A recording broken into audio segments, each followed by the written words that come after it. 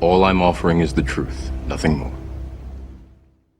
As the COVID-19 pandemic spreads across the globe, join us as we introduce you to the cops of Corona. the COVID-19 pandemic is a public health emergency. We run into a veteran or an elderly person or children, we give them free survival kits, COVID-19 survival kit. The coronavirus is the hoax of the day. The State Department is doing everything it can to protect American citizens around the world. Do you believe coronavirus is the hoax? I'm not going to comment on what others say. I'm just asking you, do you believe the coronavirus is a hoax? I'm just telling you what the Secretary of State's doing. Do you believe the coronavirus is a hoax? We're in a live exercise here to get this right. We're working to keep people safe. You can't even answer that question. Yeah, it's it's not even a gotcha question. You believe the coronavirus is a hoax? It's a gotcha moment. It's not useful. Is the coronavirus a hoax? Can you just answer that question? We're taking it seriously. We have the Corona cops. Look at these guys. They're like the Transformer. So instead of beating people with the sticks in India, they're breaking out the superhero suits. At this point in the pandemic, I think all countries are struggling right now to identify cases, and all countries are struggling to report the deaths associated with COVID-19. And that is to be expected because it is very challenging to identify all of them as you are dealing with a pandemic. Okay, now we're in Brazil, and we're just spraying stuff down to disinfect the place, you know, of course, as usual. Yeah. This guy's got she's got a leaf blower. We got the landscaper disinfecting concrete. And at the moment, in most parts of the world, due to lockdown, most of the transmission that's actually happening in many countries now is happening in the household, at family level. In some senses, transmission has been taken off the streets and pushed back into family units. Now we need to go and look in families to find those people who may be sick and remove them and isolate them in a safe and dignified manner. Now we need to go and look in families to find those people who may be sick and remove them and isolate them in a safe and dignified manner. And look in families to find those people who may be sick and remove them and isolate them. And look in families to find those people who may be sick and remove them and isolate them. Awesome, we got a mobile testing unit. That's what I'm talking about. Now we're in New Delhi. I'm telling you, India always does it right. These guys know how to do it.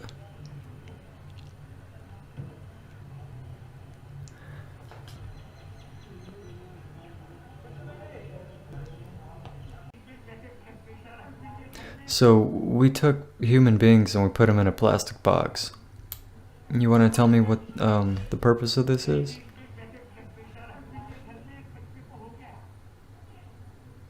Anybody want to fill me in on what's going on here?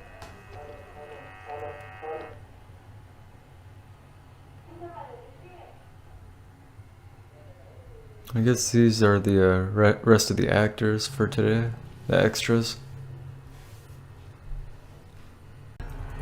For an elderly person or children, we give them free survival kits, COVID-19 survival kit. First, we've got population. The world today has 6.8 billion people. That's headed up to about 9 billion. Now, if we do a really great job on new vaccines, healthcare, reproductive health services, we could lower that by perhaps 10 or 15%. But the vaccine and treatment that are affordable, safe, effectively, easily administered, and universally available for everyone, everywhere.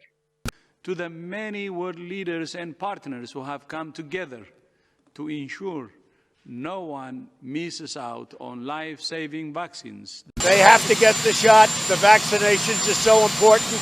This is really going around now. They have to get their shots. In the long run, the best way to defeat coronavirus is through a vaccine. After all, this is a new disease.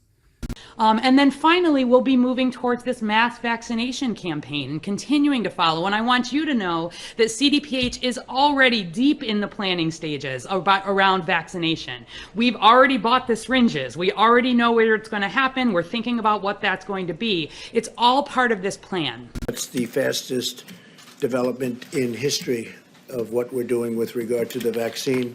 We should be able to make vaccines in more like a year than a year and a half.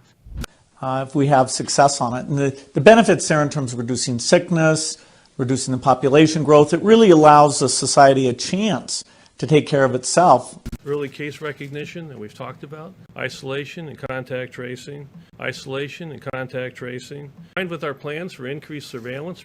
And the good news is that as you make those breakthroughs, the population growth in the country goes down. The vaccines are coming along very quickly.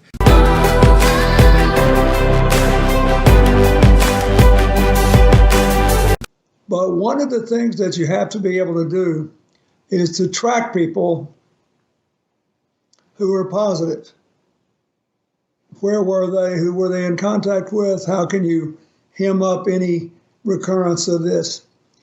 Tracking and tracing capacity that exists in the county levels primarily, and increasing capacity at the state levels. Our ability to identify individuals through testing, to be able to trace their contacts, to isolate individuals that have either been exposed or quarantine people that are tested positive. And that's just going to require an army of folks. Early case recognition that we've talked about, isolation and contact tracing, isolation and contact tracing, combined with our plans for increased surveillance, isolation and contact tracing.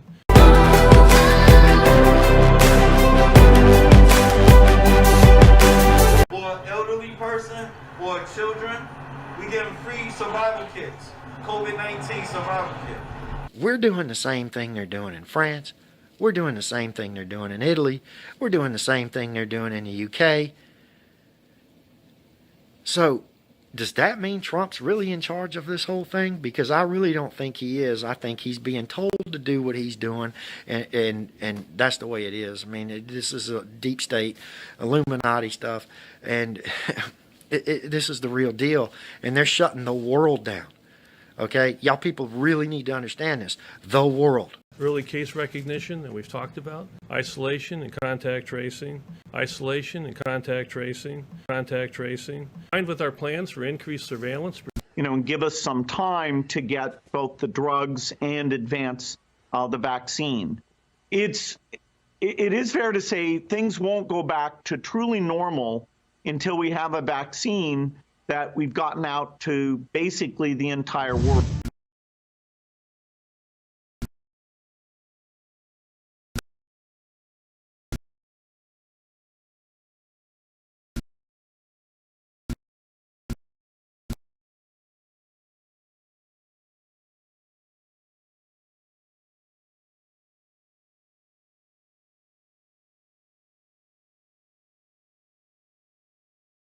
Finally, we must commit to building back better by using the recovery from COVID-19 to pursue a more sustainable and inclusive economy and society in line with the Sustainable Development Goals.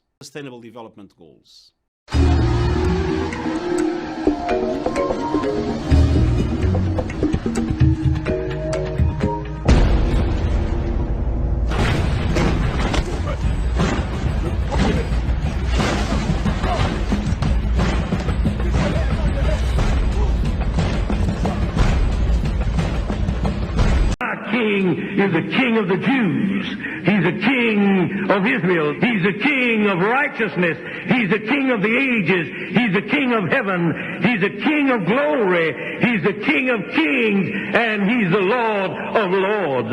That's my King. I wonder, do you know Him? My King is a sovereign King. No means of measure can define His limitless love. He's enduringly strong. He's entirely sincere.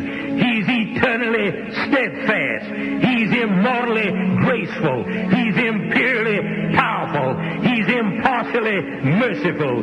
Do you know him? He's the greatest phenomenon that has ever crossed the horizon of this world. He's God's Son. He's a sinner's Savior. He's the centerpiece of civilization. He's unparalleled. He's unprecedented. He is the loftiest idea in literature. He's the highest personality in philosophy. He's the fundamental doctrine of true theology. He's the only one qualified to be an all-sufficient Savior. I wonder if you know him today. He supplies strength for the weak. He's available for the tempted and the tried. He sympathizes and he saves. He strengthens and sustains. He guards and he guides. He heals the sick. He cleanses the lepers. He forgives sinners. He discharges debtors. He delivers the captive. He defends the feeble. He blesses the young. He serves the unfortunate. He regards the aged. He rewards the diligent. And he beautifies the meek. I wonder if you know him. He's the key to knowledge. He's the wellspring of wisdom. He's the doorway of deliverance. He's the pathway of peace. He's the roadway of righteousness. He's the highway of holiness. He's the gateway of glory. Do you know him? Well, his light is matchless. His goodness is limitless. His mercy is everlasting. His love never changes. His word is enough. His grace is sufficient. His reign is righteous. And his yoke is easy. And his burden is light. I wish I could describe him to you. He's indescribable. He's incomprehensible. He's invincible. He's irresistible. Well, you can't get him out of your mind. You can't get him off of your hand. You can't outlive him, and you can't live without him. Well, the Pharisees couldn't stand him, but they found out they couldn't stop him. Pilate couldn't find any fault in him. Herod couldn't kill him. Death couldn't handle him, and the grave couldn't hold him.